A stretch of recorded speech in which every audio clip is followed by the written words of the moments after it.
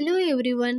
நம்ம எல்லா வீட்லயுமே மோஸ்ட்லி தோசை, இட்லி செய்வோம். அதுக்கு என்ன சைட் டிஷ் செய்றது அப்படிங்கிறதுல பெரிய கன்ஃப்யூஷன் இருக்கும். அந்த டைமிங்ல இந்த கார சட்னிய ட்ரை பண்ணி பாருங்க.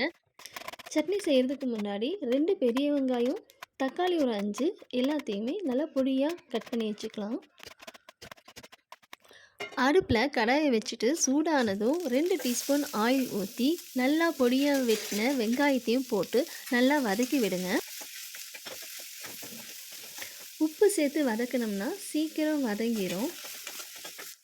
வெங்காயம் நல்லா வதங்கின பின்னாடி வெட்டி வச்சிருக்கக்கூடிய தக்காளி 5யும் சேர்த்து நல்லா வதக்கி விடுங்க. இது கூட 3 சின்ன வரமிளகாய நம்ம சேர்த்துக்கிறோம். சின்னதா ஒரு துண்டு புளிய சேர்த்து வதக்கி விட்டுடலாம். கருவேப்பிலையை கொஞ்சமாக சேர்த்து வதக்கி விட்டுடலாம். இது கூட 1 கப் அளவு புதினாவையும் சேர்த்து நல்லா வதக்கி விட்டுருங்க. இந்த பதத்துக்கு வந்த பின்ன கொஞ்சம் சூடானதும் மிக்சியில் போட்டு அரைச்சா புதினா கார சட்னி ரெடி. தோசை, இட்லிக்கு இந்த சட்னி சூப்பராக இருக்கும்.